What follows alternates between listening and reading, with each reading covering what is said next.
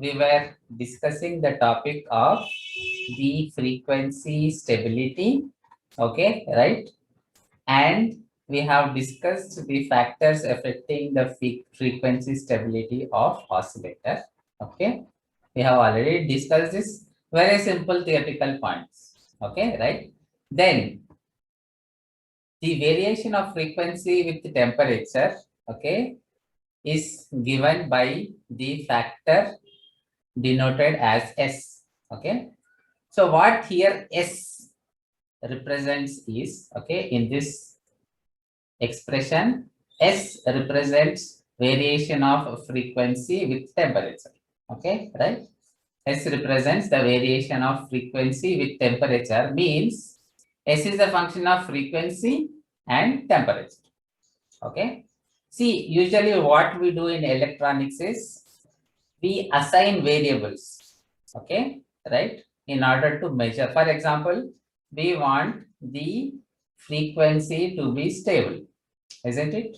Okay, but practically there are some fluctuations, isn't it? And the reasons we have already discussed in the previous class. Okay, now we should be able to measure. Okay, you cannot say there is more fluctuation, less fluctuation. Okay, that should not be the case, right? You should be able to measure. Okay, so the parameter which measures the variation of frequency with temperature is represented as S. Okay, and S is a function of obviously frequency and temperature, isn't it? So it is represented here as subscript omega comma t. Okay, so what is S? Variation of frequency with temperature, means change in frequency, right, divided by change in temperature, isn't it? Okay, and the more exact expression is delta omega by omega r divided by delta t by, okay, tr, right, where delta omega is change in frequency, omega r is desired frequency. Okay, so it is like this. What is the, okay, change in frequency divided by desired frequency? Okay, right, divided by change in temperature divided by the operating temperature. Okay, so now it is like this. If the delta omega is 0, okay, right, then we say that variation of frequency with temperature is 0. So now tell me whether this value should be large or small, preferably in our circuit, the value S should be large or small. One of you please answer.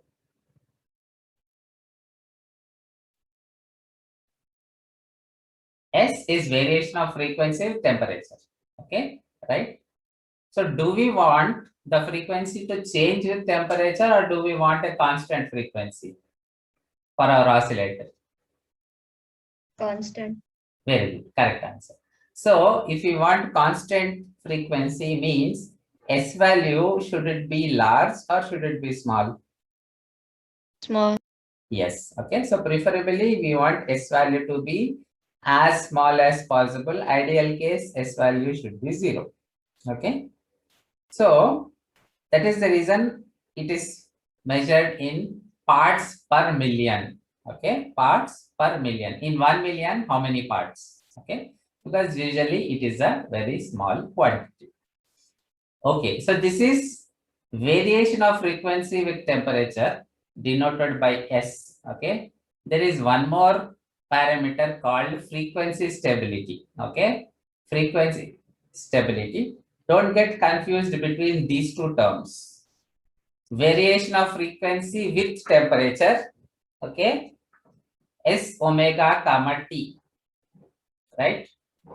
Next, the frequency stability, simply denoted by S omega. Okay, so what this frequency stability, okay, is defined as is, okay, it is defined as the okay, rate of change of phase shift with respect, okay, it is defined as the change of phase shift with respect to the frequency, okay, right? So what here d theta represents is, it represents the phase shift introduced, okay, for a small frequency change, okay, d theta indicates the phase shift introduced, okay, and here d omega represents the corresponding change in the desired frequency, okay, right? So the second parameter that we will be discussing is the frequency stability. What is frequency stability? It is the change in the phase, right? Okay. What do you mean by change in phase or the phase shift? It is, see, you have a sinusoidal signal. Usually the sinusoidal signal is starting at 0, isn't it? Sine of 0 is 0, right? So instead of that, if you have, say, the waveform starting at 90 degrees or 180 degrees, okay, if the waveform is starting at 90 degrees, then we say that the phase shift is 90 degrees, okay, right? So by how much angle the, okay, by how much angle the signal has been shifted, that is indicated by the phase shift, okay, right? So the second parameter, frequency stability, it is defined as d theta by d omega, okay, it is represented by d theta by d omega, okay. Now tell me, should the s of omega, should it be large or small, preferably? S subscript omega, should it be large or should it be small? Yes. Okay. Again, we want omega. Okay. Okay. We want d omega? D omega represents change in frequency. Do we want the change in frequency to be high or low in our oscillator circuits? Low, sir. Yes. Very good. So d omega should be low, right? So d theta by d omega, should it be preferably high or low?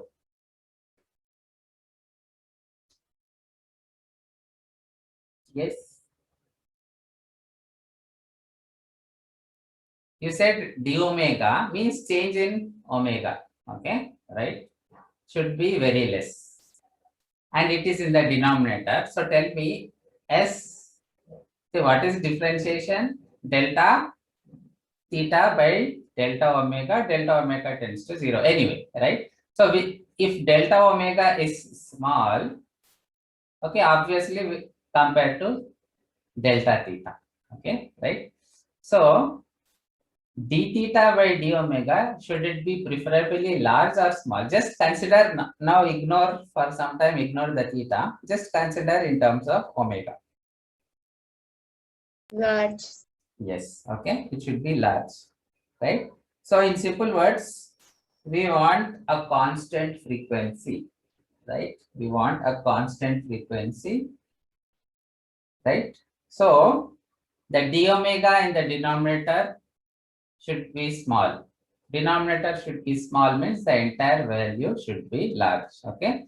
So larger the value of d theta by d omega, more stable is the oscillator. Okay. So if s omega, s subscript omega, if it is large, then you say that the oscillator is stable. Right. So what is frequency stability? Frequency stability is S subscript omega, which represents the change in phase with respect to the change in frequency. Okay. Right. So we have discussed the Okay, we have discussed so far, we have discussed the frequency stability of oscillators, factors affecting the frequency stability of oscillators. Okay, now see, the next important thing that we will discuss is how to improve the frequency stability. Okay, how we can improve the frequency stability. So first, due to temperature, it varies. Okay, right?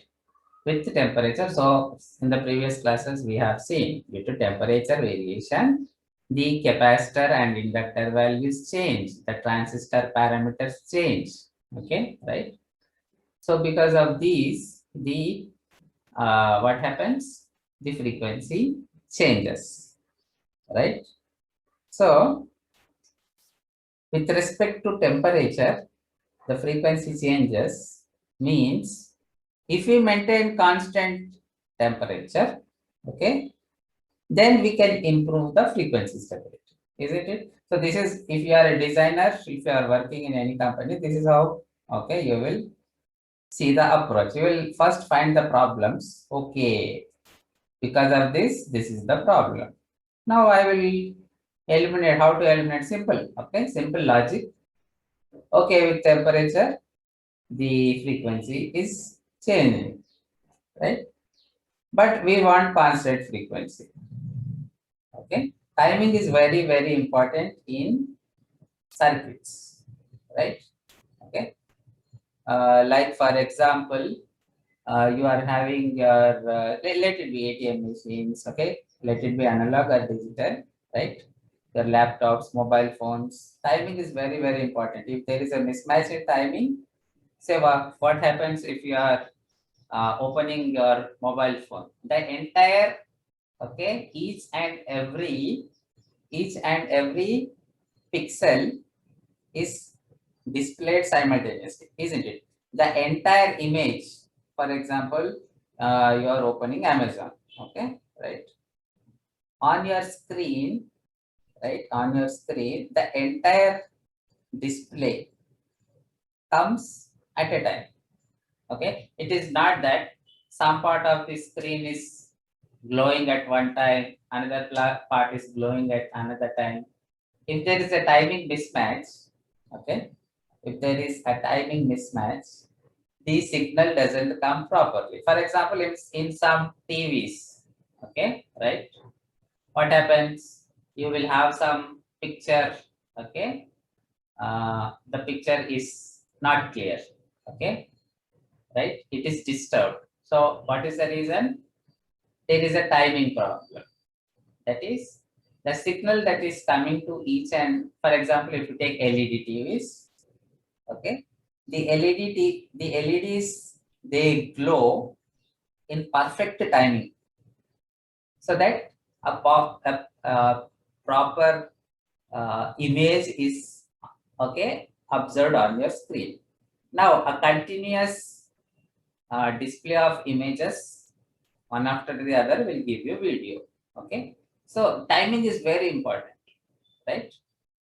Let it be analog electronics, digital electronics, timing is very important. So we cannot compromise with the variations in frequency, right? So that is the reason it is important to have frequency stability. And how to attain the frequency stability? One of the reason, the problem is temperature. Okay, let me maintain constant temperature. Then I can have improved frequency stability.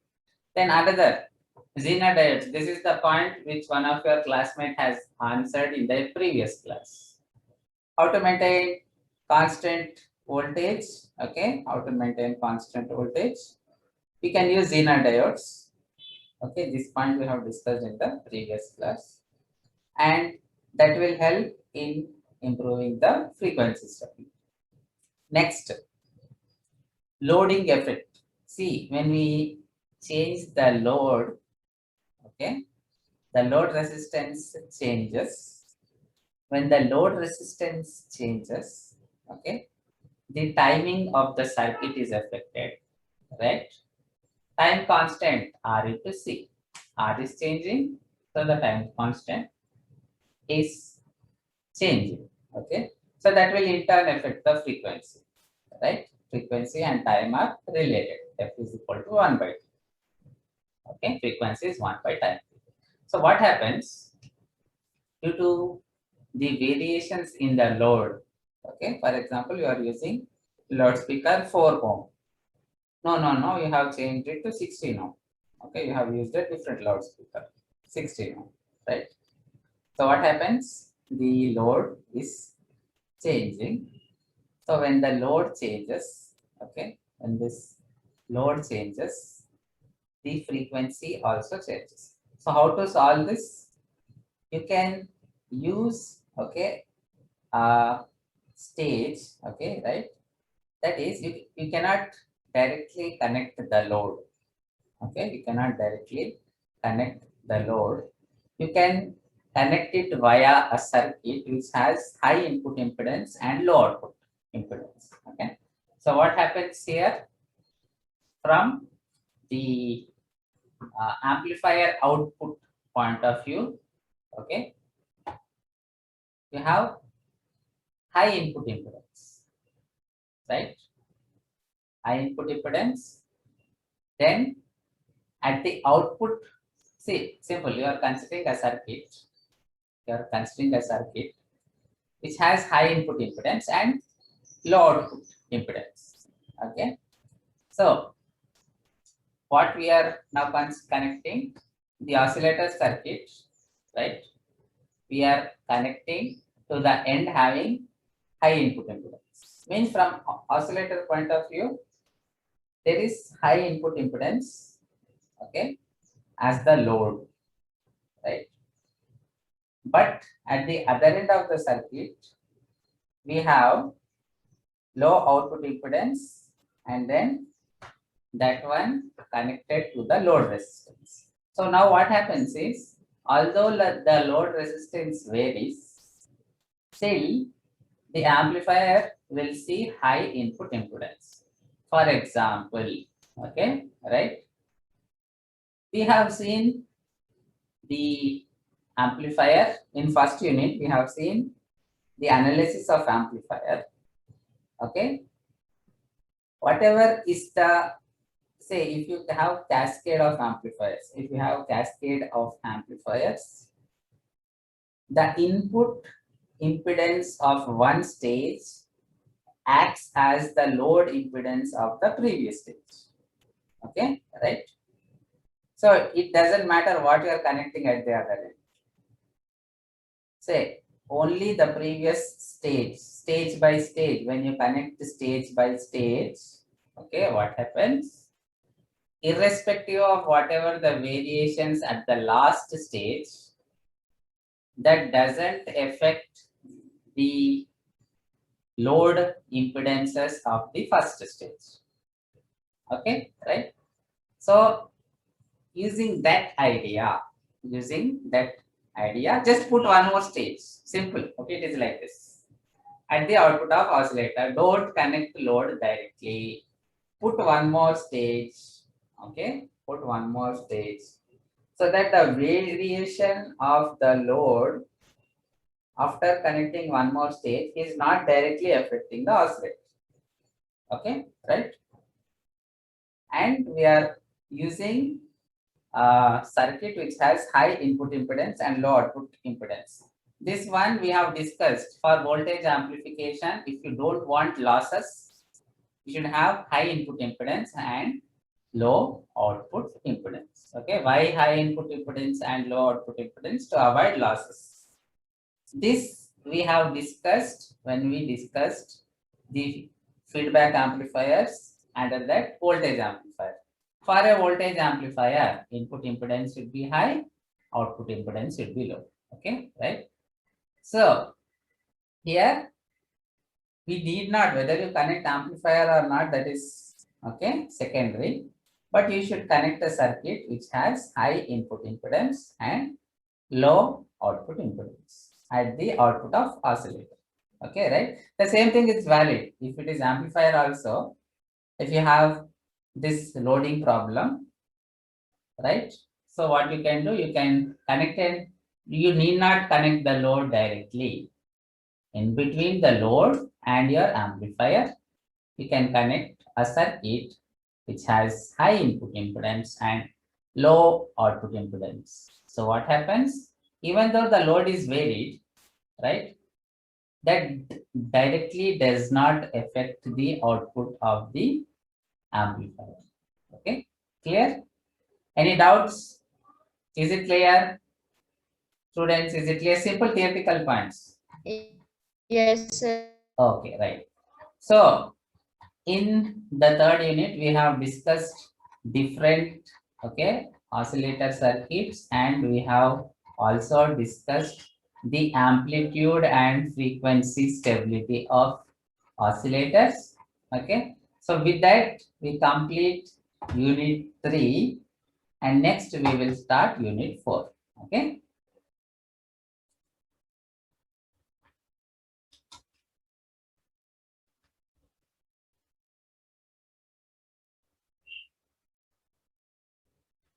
Okay.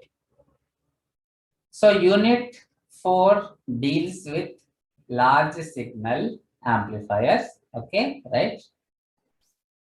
We will be discussing large signal amplifiers, right?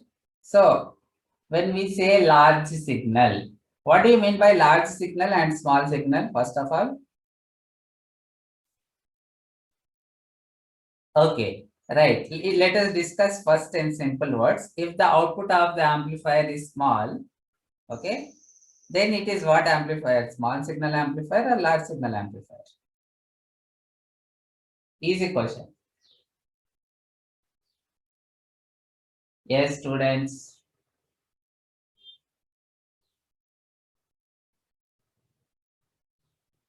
If the output of an amplifier, okay, is very small, then we say that it is a what amplifier? Large signal amplifier or small signal amplifier? What amplifier? Small signal. Yeah, very good. Okay. So it only depends on what is the output of the amplifier. Okay, right? If the output of the amplifier is small, then we say it is small signal amplifier. Okay. If the output of the amplifier signal is large, we say large signal amplifier. But that's all if you write, not sufficient. Additionally, there is some more information that you have to consider. Okay.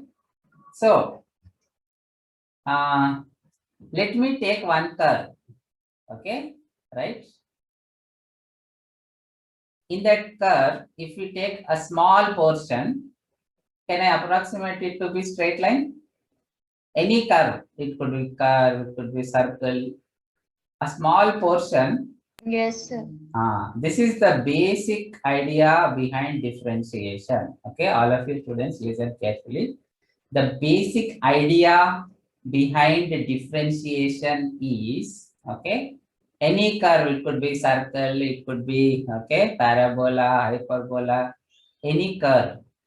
If you consider one small delta x, okay, some small delta x, that small you can approximate it to be straight line. This is the fundamental idea behind differentiation which you have studied in school. Okay. So likewise, small signal has linearity, high linearity. Okay. Means in small signal amplifier, the transistor parameters you can consider to be linear. Okay. Or you can say that the transistor parameters are constant. Fine. Again, I am repeating. In small signal amplifier, you can consider the transistor to be linear. Okay. Right. The transistor is operating linearly. You can approximate. It is not exactly linear. Slightly curvy nature it has. But for small signal, you can consider that the transistor is operating linearly. Okay. Transistor is operating linearly means its H parameter values we can consider to be constant. Okay. So in the first unit, whatever the H parameter analysis we did, that was for small signal. Okay, that was for small signal. And that is the reason we used constant H parameter values and we have simplified our circuits. But for large signal amplifiers, we cannot use the H parameter model because the nonlinearity will come into picture. Okay, the nonlinearity of the transistor will come into picture. So the major difference between small signal amplifier output is small. Output is small means transistor can be approximated to be operating linearly. Okay, right? And linearly transistor is operating means transistor parameters are constant. Okay, transistor parameters means H parameters. We have already seen in first unit. Okay, so H parameters are constant. So simply you can use the H parameter model and analyze the transistor circuits for small signal.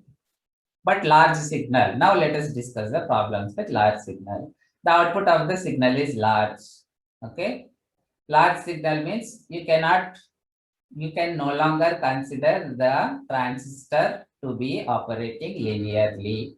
Okay, so transistor is not operating linearly means, right, we cannot use the H parameter model because we cannot take the parameters to be constant. Okay, right? So there is a different analysis that we will use. Students, is it clear the basic difference between small signal amplifier and large signal amplifier? Yes? Yes. Okay, thank you. So now let us go into the details. So first of all, what is a power amplifier? So a power amplifier, to understand that, let us consider a public address system. Okay, public address system. So what happens, say somebody leader is speaking, right? He is speaking in low voice, but thousands of people are able to hear. Why? Because of amplification. Okay. So what do we have there in a public address system is we have a very large amplification of the voice signal. Okay. So what does your mic convert? It converts the sound signal into electrical signal. This is what your mic does. It converts the sound signal into the electrical signal. That electrical signal is amplified. And I told you, we need large amplification. So how to get large amplifications? Knowledge from first unit. Use multi-stage. Use many stages, more amplification. Okay, right? So we have multiple stages of amplification, right? Multiple stages of amplification. And then in that last stage is power amplifier. Okay. So can anybody tell me what is a power amplifier? We discussed this in feedback amplifiers, second unit. What is a power amp? What is power in terms of voltage and current? What is power in terms of voltage and current? Please answer. Voltage into current. Very good. Voltage into current, right? So voltage amplifier means output voltage is larger than input voltage. Okay. Voltage amplifier means it provides voltage gain. Power amplifier means, now tell in terms of voltage and current.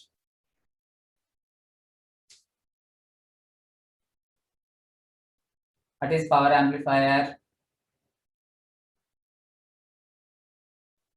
Students, easy, just guess.